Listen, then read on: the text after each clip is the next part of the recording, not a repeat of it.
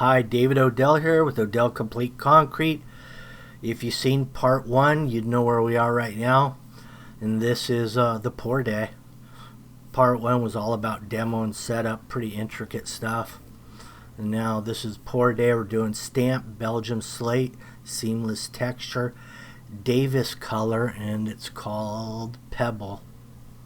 You can see the chalk lines. There's two of them. We're going with the top one, fortunately, because if we went with the bottom one, that red is really hard to get off.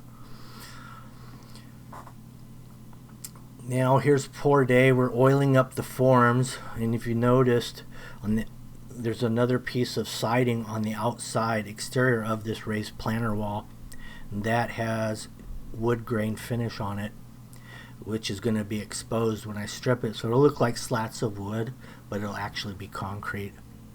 And they initially had a wood raised garden bed, and it was real wood, pressure treated, that wasn't holding up as well as the new concrete will, and it'll still look like wood. And I'm going to also we're pouring the raised planter bed, the side patio, and these three landings out each one of these slider doors. And those big holes you see in them, that is to lock those porches in place so they don't shift away from the house.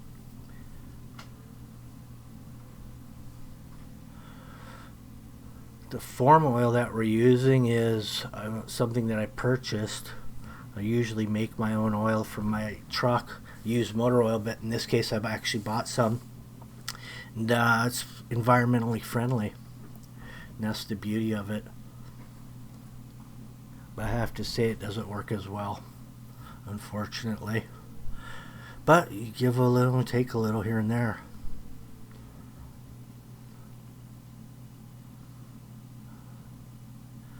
Now here's the raised planter we're pouring. Got the spreaders in there, holding that 6-inch spacing, tie wire across the steel stakes. So this, because there's quite a bit of weight. You know, I think it's about 700 to 900 pounds per square foot of pressure pushing out on these forms on both sides.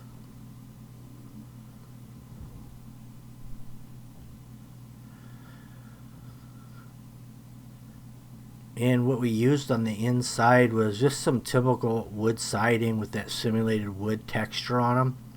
And I used a 6-inch high, 8-inch long pieces, and then I gapped them as I stacked them, so when I strip, it's gonna look like wood.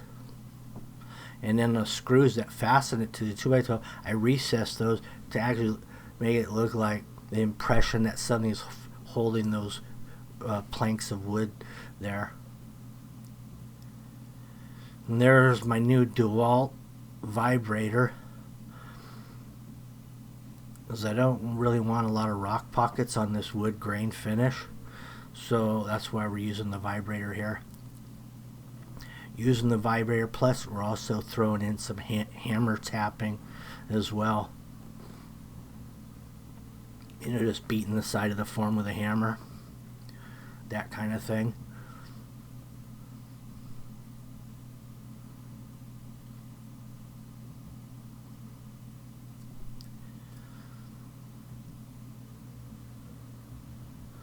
So this raised planter bed will get waterproofed as well. I'll waterproof the whole interior, and then I'll backfill it up to a certain point. And I'm going to recommend about a good 6-8 inches of good topsoil in there to start the gardening procedure.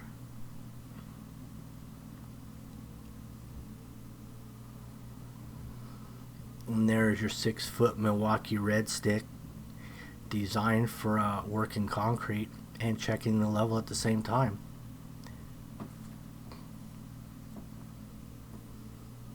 I have a 5th wheel hook, which is what I'm using to pull that Owens Corning up off the ground as we pour.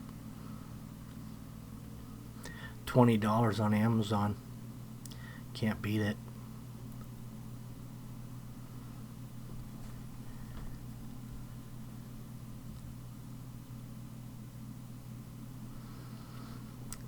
Now the whole side yard actually both side yards on both sides of the house will have this 10-inch gap, as well as the back patio will have a 10-inch gap, because that's going to get filled with some nice round rock, a little darker brown than what we're doing, and it'll be a nice border.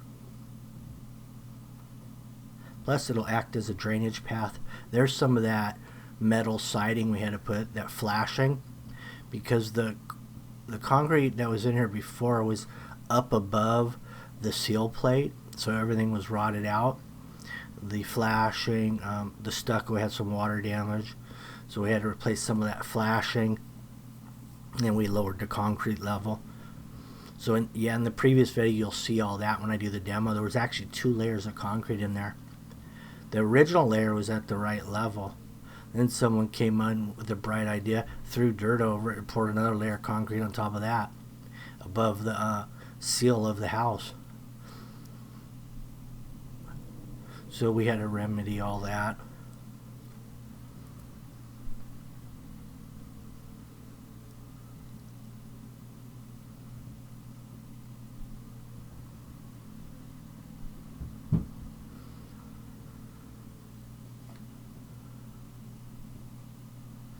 So even though we're edging this, and it's not really necessary because we're going to be doing a poured in place cap on top of this, double bull nose with a sand wash finish. So you don't really need an edge because you're not going to see it once the 3.5 inch thick cap goes on top.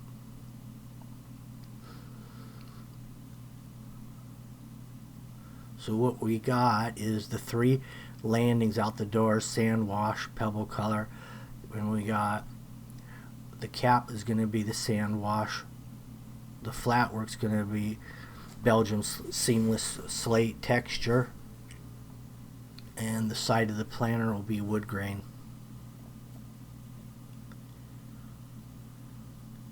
You know, I prefer saw cutting, but sometimes you have to put a wet joint in the day of the pour just to get you through the night without a crack.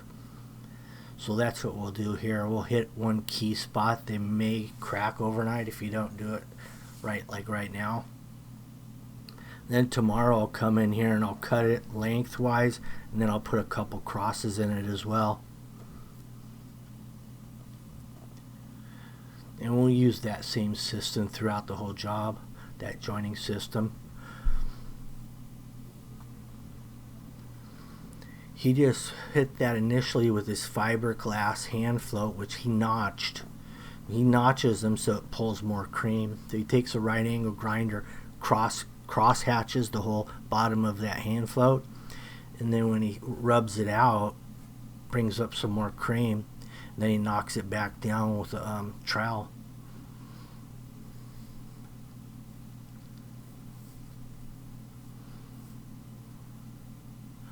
And then he was just using the 6-foot Milwaukee as a straight edge. We just jointed both sides of that little box out around the gas meter.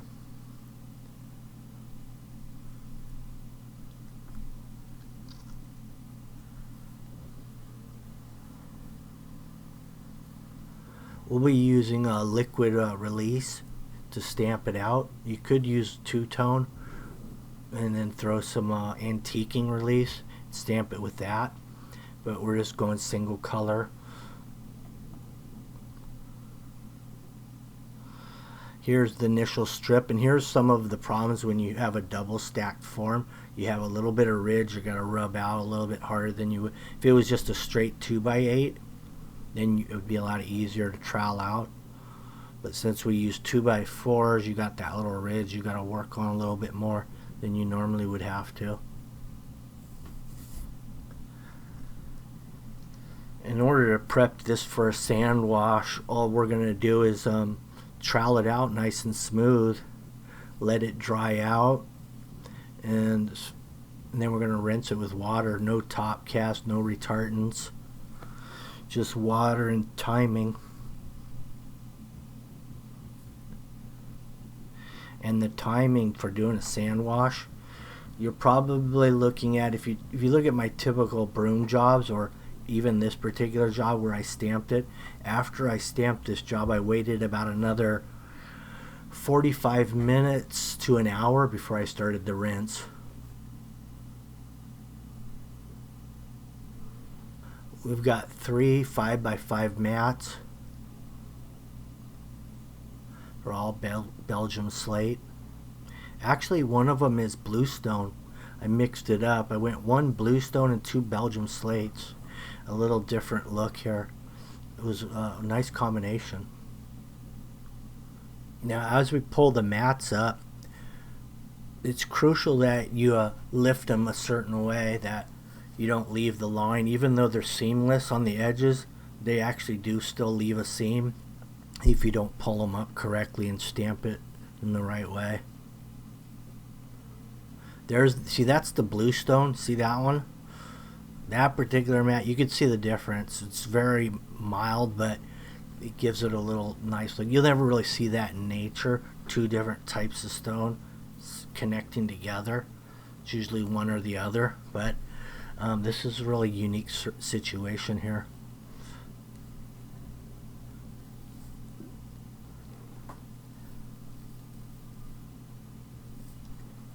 Now here's the sand wash step right here. I'm just using a sponge to kind of loosen it up a little bit, because I don't want to blast it off with the water because it'll make holes in it. So it's a real light water, just enough to rinse off the surface.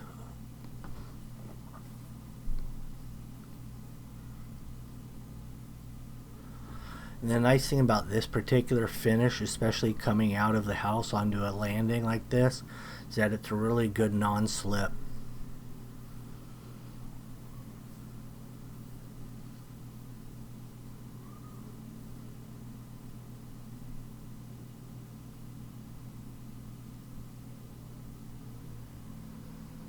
So I got that rinsed. Now I can see where the cream is still hanging on.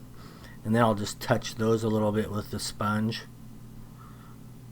Some areas are like that. The cream will hang on a little longer than in other places. So it takes about three rinses to really get it uniform.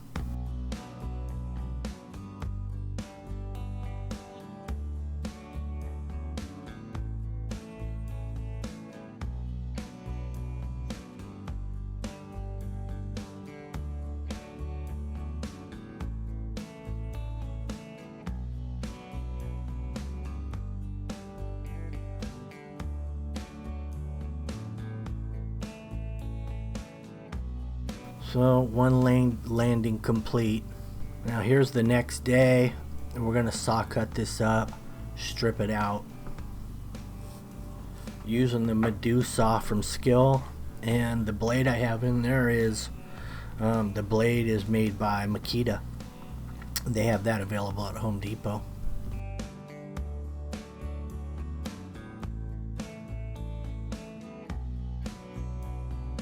Then I just used a 4-inch right angle grinder to get up against the house finish out those cuts.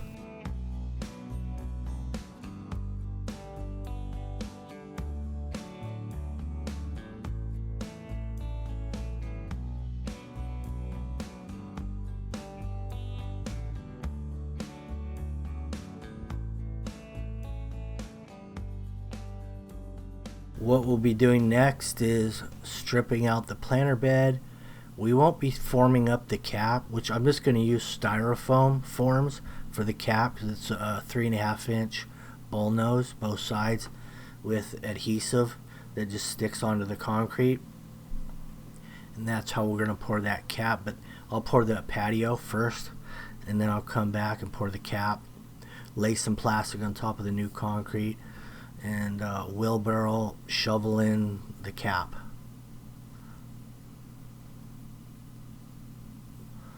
Now we're just exposing that wood grain finish.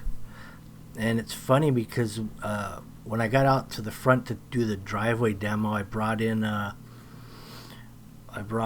Carlos, the dump truck driver, back here to show him what we had done, where we had got so far, and it was all cured out by then. And as he came back, he thought this was wood. Actually, when he looked at the planter, he goes, "Oh, that's a nice wood planter." And it's actually concrete. It just looks like wood because of the texture. Some people will actually sandblast the real wood, like these 2x12s you see. They'll hit them with the sandblaster because the soft wood will come out and the grain will stay, so you get a really deep texture. Then they use that lumber to get the wood grain, but the way I did it, it just seemed like it made more sense. Anyway, thanks for watching. That wraps up part 2 of a multi-part series. Make sure you share, like, subscribe, hit the notification button. That way you'll be notified as soon as I upload the next video. Have a good one.